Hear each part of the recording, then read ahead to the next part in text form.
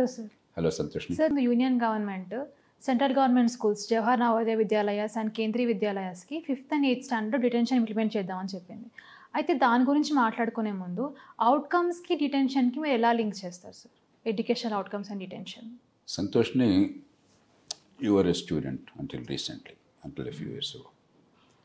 నేను సరే ముసలోళ్ళం కాబట్టి but 60 years ago I was a school student. I left school 56 years ago, 1969. వచ్చే ఏప్రిల్కి 66 ఏళ్ళు అవుతుంది. What is the purpose of education? Why are you sitting here? ఇక్కడ ఎందుకు కూర్చోగలుగుతున్నారు? Why am I sitting here? Why are we doing this recording? Education మనకి ఏదో ఇచ్చింది, జ్ఞానాన్ని. మనకి ఇప్పుడు ఈ విషయంలో, ఈ కాంటెస్ట్లో ఏం జ్ఞానాన్ని ఇచ్చింది? విషయాన్ని అర్థం చేసుకోవటం, వాస్తవాలను చూసి విశ్లేషించటం, దాని పరిష్కారాలు వెతకటం, ఆ పరిష్కారాల కోసం గట్టిగా ప్రయత్నం చేయటం, చట్టబద్ధమైన పద్ధతుల్లో మన భావజాలాన్ని ప్రజలు అవగాహన పెంచడం కోసం చెప్పని సరళమైన భాషలో స్పష్టమైన ఆలోచనలు పంచడం. ఇది విద్య వల్ల వచ్చిందే కదా ఈ స్కిల్. ఇది లేదనుకోండి, మీ బుర్రలో ఏముందో దేవుడికి ఎరుక. ఆ బుర్రలో ఉంది ఎలా చెప్తారో దేవుడికి ఎరుక. మీరు చెప్పింది వాడే అర్థం చేసుకున్నాడు, దేవుడికి ఎరుక. ఇంకో ఉపయోగం ఏముంది? అలాగే గణిత పరిజ్ఞానం. కనీసం ఈ రూమ్ విస్తీర్ణం ఎంత, ఈ రూమ్లో పంక్తి భోజనాలు పెడితే ఎంతమంది కూర్చోవచ్చు, లేకపోతే ఇది అమ్మాలంటే ఎన్ని చదరబడులు ఉంటుంది, చదరబడుకు ఎంత ఖర్చు అవుతుంది, ఎంత అవుతుంది రేటు, లేకపోతే ఈ పొలం విస్తీర్ణం ఎంత, మొక్కలు నాటాలంటే ఒక్కొక్క అడుగు మొక్క దూరం ఎంత ఉంటుంది, మరి అవి ఎన్ని మొక్కలు పడతాయి. ఇది లేకుండా గణితం ఏముంది? గణితం అంటే ప్రపంచానికి పనికొచ్చేటువంటి గణిత సంబంధించిన సమస్యలు పరిష్కారం సాధించగలగాలి. అలాగే తర్కం ఉపయోగించి మనం దాని నుంచి కంక్లూజన్స్ డ్రా చేయాలి. అదే ఇప్పుడు ఈ రకమైన వంగడం వేస్తే నాకు ఎంత దిగుబడి వస్తుంది, ఖర్చు ఎంత అవుతుంది, లాభం ఎంత వస్తుంది. ఇలా కాకుండా ఆ వంగడం వేస్తే నాకు దిగుబడి ఎంత వస్తుంది, ఇది అర్థం కావాలి కదా, తర్కం. కాబట్టి నిర్ణయం తీసుకుంటాం అప్పుడు ఏది బాగుంది, ఏ పంట వేయాలి, ఏంటని చెప్పని. ఉదాహరణ, చిన్న ఉదాహరణలు చెప్తున్నాను నేను జీవితంలో ప్రతి విషయంలో కూడా. విద్య అంటే ముఖ్యంగా పాఠశాల ఇది ఇచ్చేది. భావ ప్రకటన, మరి విషయం అర్థం చేసుకోవటం, గణితాన్ని మామూలు జీవితంలో నిత్య జీవితంలో అవసరం ఉన్నటువంటి మేరకు గణితాన్ని ఉపయోగించగలటం పరిష్కారాల కోసం, సమస్యల పరిష్కారం కోసం, తర్కాన్ని ఉపయోగించి, బుద్ధిని ఉపయోగించి కొన్ని నిర్ధారణలకు రాగలగటం. ఇది లేదనుకోండి, ఆ చదువు ఎందుకు? ఆ చదువు వల్ల ప్రయోజనం చదువు, అది మీకు నటన. అంచేత మీకు పరీక్షలు లేకుండా, ఏం నేర్చుకున్నారని పరిశీలించకుండా, అవసరమైన మేరకు నేర్చుకోకపోతే ఎక్కడ కొరత ఉంది అర్థం చేసుకుని ఆ కొరతని మనం నివారించకుండా విద్య అందదు. విద్య అందకపోతే మనకు పూర్వకాలం చెప్పాడు, విద్య లేనివాడు ఎంత పశువు అని చెప్పని. ఊరికే మన సామెతలు వాడుతుంటాం, అర్థం చేసుకోకపోతే అట్లా. విద్య అందకపోతే ఈవేళ యుగంలో ఏ రకంగా ఆ బిడ్డ పనికి వస్తాడు? తనకి పేదరికం ఎట్లా పోతుంది, కుల వ్యవస్థ ఎట్లా పోతుంది? కులం వల్ల తెలివితేటలను దేవుడు తగ్గించాడా? అందరికీ సమానంగా ఇచ్చాడు కదా. డబ్బు లేని పిల్లలకి తెలివి తక్కువ ఉందా? నిజానికి వాళ్ళకే కొంచెం తెలివి కంటే చురుకు ఎక్కువ ఉన్నది, తన టస్ ఉన్నది. కాబట్టి దాన్ని ఉపయోగించి వాళ్ళ సామర్థ్యాన్ని పెంచితే, సమాజాన్ని పనికొచ్చేవాళ్ళు తయారు చేస్తే రేపొద్దున ఎవరితోనే పోటీ పడగలుగుతారు. కాబట్టి స్పర్ధ లేనిదే, గణన లేనిదే, ఎంత నేర్చుకున్నారని చెప్పింది పరిశీలించిందే విద్య రాణించదు.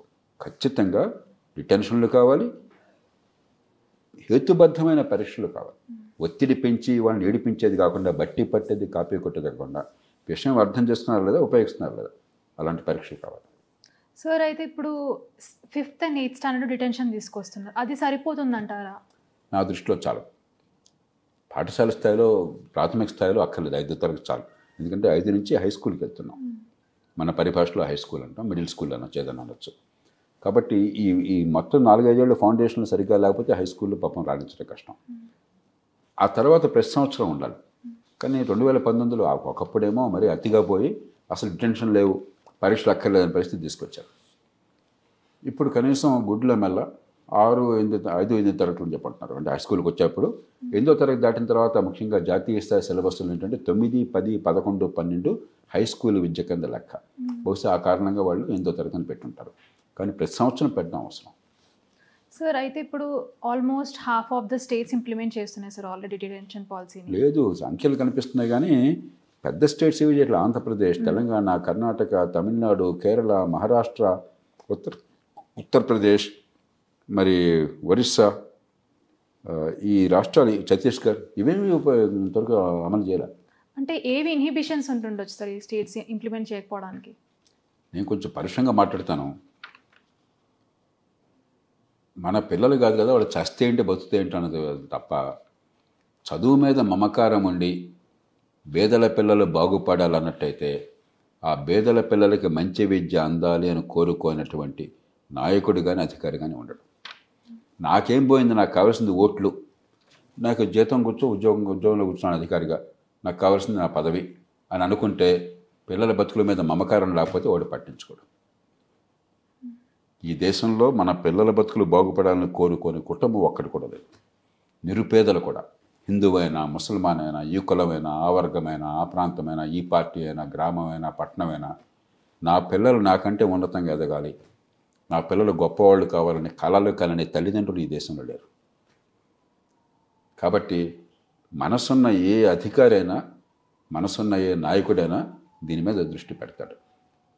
అది పట్టించుకోవట్లేదంటే మనసు లేదు, లేదా దాని విద్య మీద శ్రద్ధ లేదు.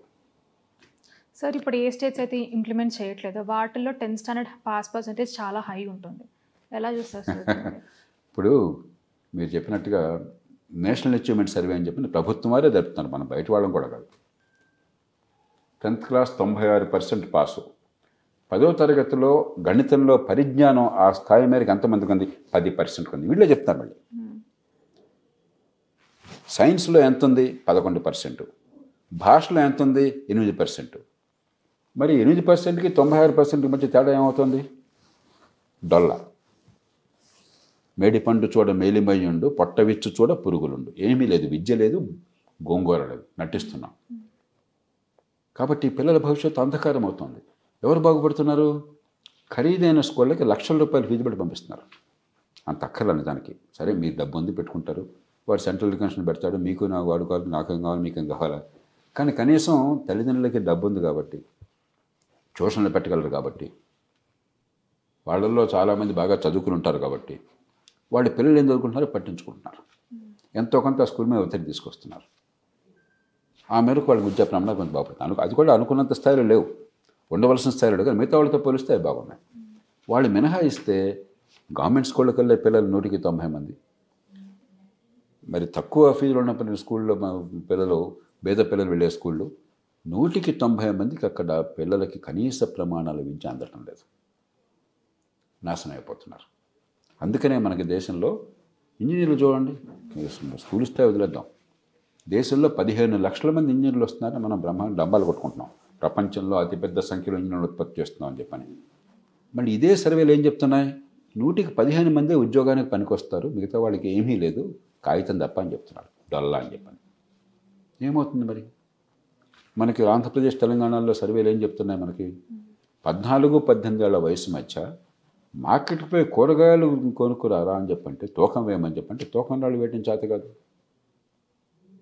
గడియారం చూసి టైం చెప్పరా అని చెప్పంటే టైం చెప్పడం చేత కాదు. 14-18 ఏళ్ల వయసు మధ్య బాబు నెలకు రూపాయి వడ్డీ కింద 10,000 రూపాయలు అప్పించావు, నెలకు వడ్డీ ఎంత అంటే చెప్పలేకపోతున్నారు. ఇది పండగల సీజన్, మార్కెట్లో కొంటున్నాం, వాడు డిస్కౌంట్ ఇస్తానంటున్నాడు, మరి 5,000 రూపాయలు వస్తువు మీద 10% డిస్కౌంట్ అంటే డిస్కౌంట్ ఎంత వస్తుందని చెప్పంటే చెప్పలేకపోతున్నారు. ఇంకా చదువు ఏంటి? ఎందుకు చదువు? ఎవరిని మోసం చేయడానికి? పిల్లల్ని మోసం చేస్తున్నావు చదువు పేరుతో, ఆ తల్లిదండ్రులను మోసం చేస్తున్నావు, కుటుంబాన్ని నాశనం చేస్తున్నావు. దాంతో ఏమవుతుంది? డబ్బున్న వాళ్ళ పిల్లలకి డబ్బు సంపాదించే మార్గాలు వస్తున్నాయి, బేదల పిల్లలు బేదలుగా మిగిలిపోతున్నారు. కుల వ్యవస్థ అణగారిన వర్గాల్లో ఉన్న అలాగే కొనసాగిపోతున్నారు బానిసలుగా. అంటే కులం కొనసాగుతోంది, బేదరికం కొనసాగుతోంది, డబ్బు ఎవడుకుంటే వాడు కొనసాగుతున్నాడు డబ్బులు. ఇంకా చదువు ఎందుకు? మానవ సమాజం ఎందుకు? ఇంక సామాజిక న్యాయం ఈ గోంగూర మాట్లాడినందుకు? సమాజంలో అందరికీ ఎదిగే అవకాశం సమానంగా ఇవ్వాలి. ఏ కులంలో ఏ తల్లి గర్భాన పుట్టినా కూడా రేపొద్దున ఎవరితోన్నా పోటీ పడగలగాల, దేవుడిచ్చిన తెలివితేటలు వికసించాలా, అది కదా మన లక్ష్యం. అదేం లేకుండా పుట్టిన పరిస్థితులు బిడ్డ భవిష్యత్తును శాసిస్తుంటే ఇంకా సమాజం ఎందుకు, ఆ పరిపాలన ఎందుకు, ఆ రాజకీయం ఎందుకు, ఆ తగలట్టడం ఎందుకు? శ్మశానం చేసి పారేస్తున్నాం సమాజాన్ని. కాబట్టి ఇది క్షమార్హం కాదు. మనకి ఏమాత్రం ఉన్నా కూడా చీము నెత్తులు ఉన్నట్టయితే మనం అంతా స్పందించాలి. మా పిల్లలు మేమే కుటుంబంలో పుట్టినా కూడా వాళ్ళకి మంచి చదువు, డబ్బున్న వాళ్ళ పిల్లలతో సమానంగా మంచి చదువు అందే హక్కు ఉన్నది, ఎందుకు అందట్లేదు అని ప్రశ్నించాలి. ఒక్కొక్క బిడ్డ మీద 1,15,000 ఖర్చు పెడుతున్నారు, ఎక్కడికి పోతుంది డబ్బుని పన్నులు కట్టి వాళ్ళు ప్రశ్నించాలి. ఈ ప్రభుత్వాల మెడలు వంచాలి. సార్ మీ కాలానికి ఇప్పటికీ మీరు కంపేర్ చేసుకుంటే మీకు ఎలా ఎలా అనిపిస్తుంది సార్? ఆనాడు సంతోష్ని డబ్బులు లేవు. మేము గ్రామంలో ఉన్నప్పుడు నిజంగా ఫోన్ అనేది మాకు విన్నాం. ఊరి మొత్తంలో అప్పుడు మాకు కొత్తగా ఒక కోఆపరేటివ్ రైస్ మిల్ ఎందుకు కట్టబోయారు. చెరుకు ఏమీ తెలియదు, కట్టినట్టు కూడా లేదు. 4-5 ఏళ్ళు నడిచింది. మేము వెళ్ళిపోయిన తర్వాత మేము పూర్తయిందో తెలియదు. మా ఊరి సర్పంచ్ గారు వాళ్ళంతా అక్కడ నిర్మాణంలో ఉండేవాళ్ళు. అక్కడ ఒక ఫోన్ ఉన్నట్టు గుర్తు. మొట్టమొదటిసారిగా రోడ్డు మీద వెళ్తుంటే ఆ ఫోను అనుకునేవాళ్ళం. రేడియోలు ఆ రోజుల్లో ట్రాన్సిస్టర్ రేడియో కానీ 10 ఏళ్ళకి ఒకటి ఉండేది, రేడియో ఉండేది, ఆకాశవాణి.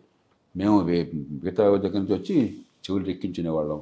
ఆదివారం బాగా ఆనందం ఏదో ఉంటే దానికి ఏదో వాళ్ళు అనుమతిస్తే ఏదో వినేవాళ్ళం. అది చాలా గొప్ప విషయం మాకు. కరెంట్ అనేది 190 మందికి ఊహించడానికి కూడా సాధ్యం కాదు. టీవీ అనేది మేము నేను టీవీ మొట్టమొదటిసారిగా చూసింది CCTV. కృష్ణా నది పుష్కరాలు వచ్చినప్పుడు అక్కడ ఒక ₹10 ఛార్జ్ చేసి మిమ్మల్ని అక్కడ డాన్స్ చేస్తుంటే ఇక్కడ అదే టీవీ అని చూపెట్టారు మాకు. ఇది మాకున్న టెక్నాలజీ అప్పుడు. కానీ చదువు అద్భుతంగా అందింది. టీచర్లకి శాలరీస్ ఆ రోజుల్లో ₹70-80 ఉండేవి. కానీ చదువు బ్రహ్మాండంగా వచ్చింది. స్కూల్ పూరిపాకలతో ఉండేది చాలా మేరకు. వర్షం కురిస్తే చింకులు కురిసేవి. ఊళ్ళో ప్రజలే కట్టుకున్నారు దాన్ని. కానీ చదువు బ్రహ్మాండంగా. ఎందుకని 2 ఉన్నాయి అక్కడ. ఒకటి, అక్కడ టీచర్లు కానీ స్కూల్ కానీ సమాజానికి పూర్తిగా జవాబుదారీగా ఉంది. సమాజం దాన్ని ఓన్ చేసుకోలేదు. ఆ స్కూల్ కట్టింది, అక్కడ ప్రజలు డబ్బుతో ఎకరాకింత డబ్బు వేసుకున్నారు. ఆ స్కూల్లో ఉన్న టీచర్ల నియామకాలు మేము ఎన్నుకున్న స్థానిక ప్రభుత్వం, జిల్లా పరిషత్ కానీ పంచాయతీ సమితి కానీ, వాళ్ళ ట్రాన్స్ఫర్లు పోస్టింగ్లు అంతా వీళ్ళ చేతుల్లో ఉన్నాయి. ఇన్స్పెక్షన్లు జరిగేవి రెగ్యులర్గా. మరి ఊళ్ళో వాళ్ళంతా కూడా మాకు హెడ్ మాస్టర్ గారు, మంచి హెడ్ మాస్టర్ గారు కావాలి. అక్కడ యూటుపుగడ్డి వెంకటేశ్వర గారు నిర్ణయం పేరు. యూటుపంటి వెంకటేశ్వర గారికి మంచి పేరు ఉంది, ఆయన హెడ్ మాస్టర్ రావాలని చెప్పి మా వాళ్ళంతా పోటీ పడి తెచ్చుకునేవాళ్ళు. మా ఊరికి ఆయన హెడ్ మాస్టర్గా పనిచేశారు. నేను ఐఏఎస్కి వచ్చాక కూడా ఆయన చాలాసార్లు కలిశాను. ఒక ఉదాహరణ చెప్తున్నాను. అలాగే గుంటూరు జిల్లాలో అనుకోండి, రాజబాపయ్య గారు ఎప్పుడు కూడా చెప్తారు గొప్ప హెడ్ మాస్టర్ అని చెప్పాను. అంటే హెడ్ మాస్టర్ ఒక స్టార్గా ఉంటే మీరు ఉన్నారా వేడకున్నా? ఆ రోజుల్లో హెడ్ మాస్టర్లు స్టార్. మాకు మాస్టర్ మా ఊరు కావాలంటే మా ఊరు కావాలి. మ్యాథ్స్ టీచర్ అంటే హోమేశ్వర గారు బాగా పాఠాలు చెప్తారు, ఆయన మాకు కావాలి. అంటే సమాజం నాది అనుకున్నప్పుడు, అకౌంటబిలిటీ ఉన్నప్పుడు సమర్థనలు తీసుకొచ్చేవాళ్ళు, వాళ్ళని పోషించుకునేవాళ్ళు, గౌరవించుకునే వాళ్ళు, ఎత్తున పెట్టుకునేవాళ్ళు. కాబట్టి లోకల్ అకౌంటబిలిటీ అండ్ ఓనర్షిప్. రెండోది, పరీక్షలు ఆ రోజుల్లో మీరు నమ్మరు, క్రమబద్ధంగా ప్రింటెడ్ పేపర్లు 6 సార్లు క్వశ్చన్ పేపర్లు వచ్చాయి. ప్రింటెడ్ పేపర్లు 1950s and 60s. ఒక first clip test, class test అనేవాళ్ళం, second class test, third class test ఒక్కొక్క క్వార్టర్లో. ఫస్ట్ క్లాస్ టెస్ట్ తర్వాత క్వార్టర్లీ, సెకండ్ టెస్ట్ తర్వాత half yearly, final class test తర్వాత యాన్యువల్ ఎగ్జామినేషన్. డిటెన్షన్లు ఉండేవి, అరుదుగా ఉండేవి. ఊరికే తప్పించాలని కాదు, ఎవరిని తప్పించాలని వెనకాల ఉంటే అన్నదో చాలా ప్రయత్నం చేసేవాళ్ళు. స్పెషల్ క్లాసులు పెట్టేవాళ్ళు కొంచెం తక్కువ ఉన్న వాళ్ళకి. సండే కానీ మిగతా చోట్ల కానీ హాలిడే అప్పుడు కానీ ఈవినింగ్ కానీ కూర్చోబెట్టేవాళ్ళు వాళ్ళకి. అయినా తప్పనిసరి అయితే కొంతమంది 100కి 4-5 వాళ్ళు మళ్ళీ క్లాస్కి మళ్ళీ తిరిగి చేసేవాళ్ళు. కానీ ఉద్దేశం తప్పించడం వెనక్కి వెళ్ళటం కాదు, ఒక బెంచ్ మార్క్స్. ఈ స్టాండర్డ్ లేకపోతే ఇస్తేనమ్మ వాయనం పుచ్చుకుంటున్నమ్మ వాయనం అన్నట్టుగా అసలు చదువు లేకుండా చదువుకున్నామని నటిస్తే ఉపయోగం ఉంది. ఆ చదువు అబ్బాలి కదా, దాన్ని ఉపయోగించగలగాలి కదా.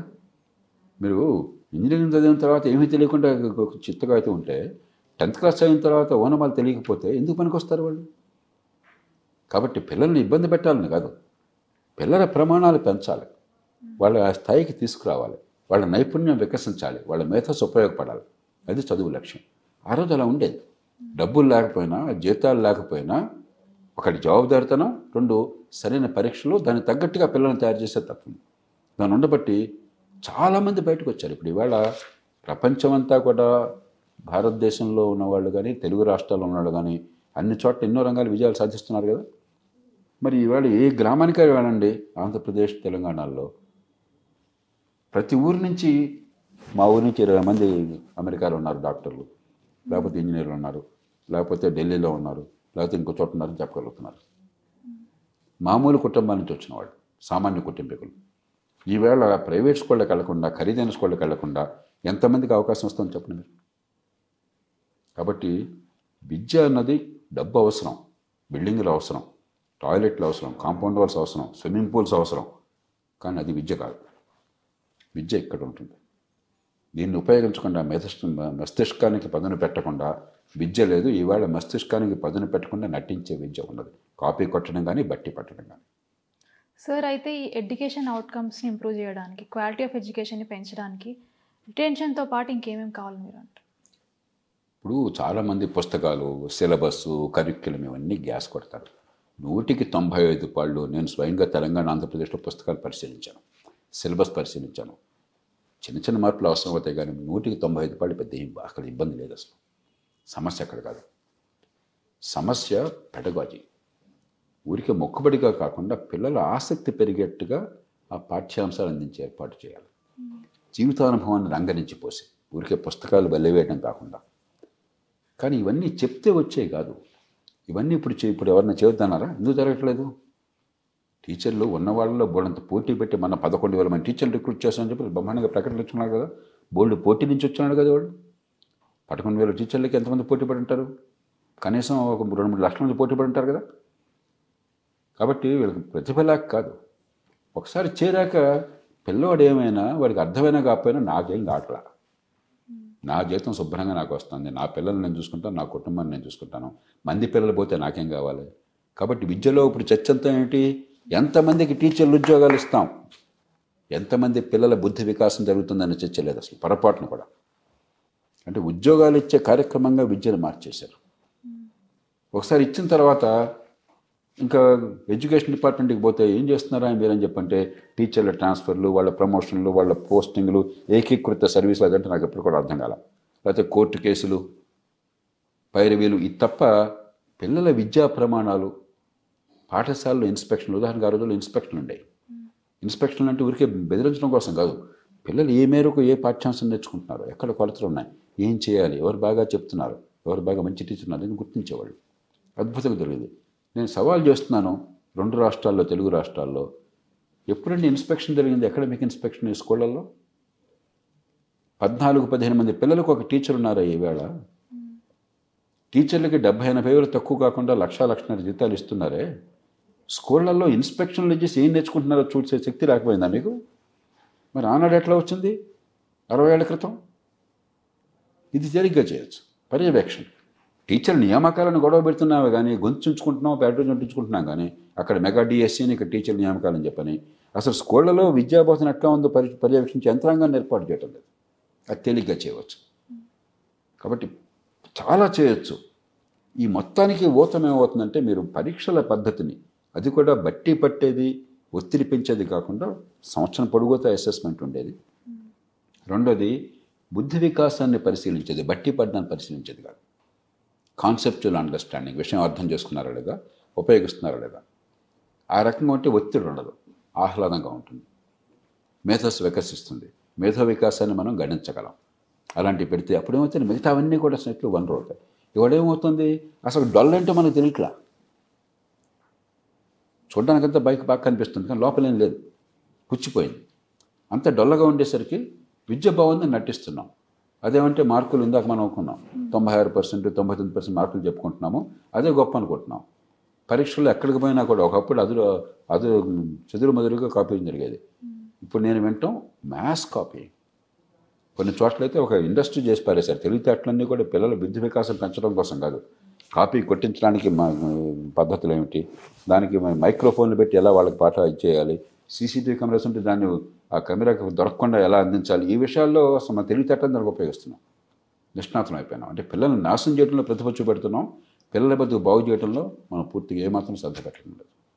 సార్, అయితే ఈ రిఫార్మ్స్ అని ఇంప్లిమెంట్ చేయడానికి పొలిటికల్గా వైబుల్ కాకపోవడం అవుతున్నాయా లేదా, అసలు ఇవి స్టేట్స్ చేయకపోవడానికి కారణం ఏంటి? నిర్లక్ష్యం. పెద్దగా కారణం కూడా ఏం లేదు. నిర్లక్ష్యం. చిన్న ఉదాహరణ ఇస్తా. నేను చెప్పేది 33 ఏళ్ళ 1990 అంటే ఎన్నేళ్ళైంది, 34 ఏళ్ళు దాటింది, 35 ఏళ్ళు వస్తుంది. నేను జిల్లాల నుంచి కలెక్టర్ పదవి అయిపోగానే ప్రధాన కార్యదర్శికి వచ్చినప్పుడు నా మీద సద్భావంతో నీకు ఏమన్నా ఫలానా ఉద్యోగం చేయాలని కోరుకున్నాడు. కానీ నాకేం వద్దండి, స్కూల్ ఎడ్యుకేషన్ ఇవ్వండి, నాకు డైరెక్టర్గా ఇవ్వండి అంటే మీకు చాలా చిన్న పదవి అన్నారు. నేను చిన్న పదవి అనుకోవట్లేదు, కొన్ని లక్షల మంది పిల్లల భవిష్యత్తుని మనం మార్గం చూపెట్టింది. నేను గ్రామాల్లో స్కూల్ నుంచి వచ్చాను, నాకు అది ఇవ్వండి, ఒక 5 ఏళ్ళు టైం ఇవ్వండి, ఇక నన్ను వదిలేసేయండి. మీరు నన్ను చూశారు కదా ఎప్పటిదాకా, జిల్లాల్లో మిగతా చోట్ల అక్కడ ఏం చేశానో మీరు చూశారు, కాబట్టి నా పైన భరోసా పెట్టిన వదిలేసేయండి, ఇక నేను చూసుకుంటాను ఏం చేయాలో, ఎలా చేయాలో ఏం చేయాలని చెప్పండి. ఈ పిల్లల విద్యను బాగు చేయడం అనేది నా ఒక ఉద్యమంగా పెట్టుకుంటాను. అంటే నువ్వు అలా ఎవరేమో 5 ఏళ్ళు టైం ఇస్తున్నావు, అందుకు గందరగోళం చేస్తావు, టీచర్తో గొడవ అయిపోతుంది, మాకు ఓట్లు పోతాయి మా వాళ్ళకి. 40 ఏళ్ల క్రితం మాట. అప్పటి నుంచి ఇప్పటిదాకా నిర్లక్ష్యం. విద్య పిల్లల భవిష్యత్తు కోసం, సామాన్యుల పిల్లల కోసం భావన లేకుండా విద్య టీచర్ల కోసం, టీచర్ ఎమ్మెల్సీల కోసం, విద్య ఓట్ల కోసం, ఓట్లు విద్య ద్వారా ఓట్లు కాదు, ఈ టీచర్ల ద్వారా ఓట్ల కోసం, మరో దానికోసం చెప్పని ఒక నిర్లక్ష్య ధోరణి వచ్చింది. ప్రభుత్వం కంటే అధికార యంత్రాంగాన్ని మరింత ఎక్కువగా నేను తప్పుపడుతున్నాను. కనీస బాధ్యత, ఉదాహరణ దాకా అనుకున్నాము, ఎందుకని కనీసం ఒక 50-100 మంది పిల్లలు లేకుండా స్కూల్ కాదు అని చెప్పని స్కూల్ని కన్సాలిడేట్ చేయలేకపోయినారు విధానం అన్నా కూడా. ఎందుకని పరీక్షలు సరిగ్గా సక్రమంగా నిర్వహించలేకపోయినారు ఈ దేశంలో, మాస్ కాపీయింగ్ లేకుండా. ఎందుకని రెగ్యులర్ ఇన్స్పెక్షన్లు చేయలేకపోయినారు స్కూళ్ళల్లో. ఎందుకని కనీస ప్రమాణాలు ఇంతంత ప్రహరిగోడలు కడుతున్నాం, కనీస ప్రమాణాలు విద్యాబోధన కోసం ల్యాబొరేటరీ ఉందా లేదు ఎందుకు చూసుకోలేకపోతున్నారు. 60 ఏళ్ల క్రితం మా స్కూల్లో పారుమూల పల్లెటూళ్ళలో ల్యాబొరేటరీ ఉండేది. ఆక్సిజన్ ఉత్పత్తి చూసాం, అక్కడ సింపుల్ బ్యాలెన్స్ చూసాం, మరి హైడ్రోజన్ ఉత్పత్తి చూసాం, ల్యాబ్లో అన్ని ఎక్స్పెరిమెంట్స్ జరిగాయి. చివరికి మా టీచర్ గారు 9th క్లాస్లో ఉండగా నన్నే పిలిచి పురమాయించి ఒక టోడ్ని, కప్పని తీసుకోమంటే మా కప్పకి టోడ్కి తేడా తెలియదు, ఒక టోడ్ని తీసుకొస్తే మా ఎదురుగా డెసిక్ట్ చేశాడు స్కూల్లో. ఆనాడు అది సాధ్యమైతే వాళ్ళు ఎవరన్నా పట్టించుకున్నారు మీరు? ఇంటర్మీడియట్లో డిసెక్షన్కి, ఇంటర్మీడియట్లో ఎక్స్పెరిమెంట్కి దిక్కు లేదే, ల్యాబ్ వర్క్ని ఎవరు తప్పింది? దీనికి రాజకీయాన్ని నిందిస్తే ఎట్లాగా? అధికార యంత్రాంగం ఏం చేస్తుంది? కాబట్టి నేర సమాన నిర్లక్ష్యం. మా పిల్లలు బాగుపడితే వాళ్ళందరూ సామాన్యుల పిల్లలు నాశనమైనా పర్వాలేదని చెప్పిన భావం. బహుశా వాళ్ళు బాగుపడితే మా పిల్లలతో పోటీ వస్తారని ఏడుపు కూడా ఉండొచ్చు. కానీ సామాన్య ప్రజలకు తెలుసు పిల్లల బతుకులు బాగుపడాలని చెప్పని. నిస్పృహతో అయితే డబ్బులు పెట్టి ప్రైవేట్ స్కూళ్ళకు పంపిస్తున్నారు శక్తి మించి. మరి విద్యా విధానం ప్రభుత్వం చేతుల్లో ఉంది కాబట్టి అక్కడ చదువు బాగుపడలేదు, గవర్నమెంట్ స్కూల్ కంటే బాగున్నా కూడా. లేకపోతే నిట్టూర్చి ఊరికి ఏదో ఒక మామూలు తంటాలు పడుతున్నారు వాళ్ళు. చిన్న చిన్న పెద్ద నైపుణ్యం లేని పదులకు వెళ్ళిపోయి తక్కువ జీతాలతో, తక్కువ ఆదాయంతో తృప్తిపడుతున్నారు. ఆ పేదరికం కొనసాగటం వల్ల తెలివితేటలున్నా కూడా అసహనం పెరుగుతుంది, సమాజంలో కసి పెరుగుతుంది, ఆర్థిక ప్రగతి రావటం లేదు. Thank you sir.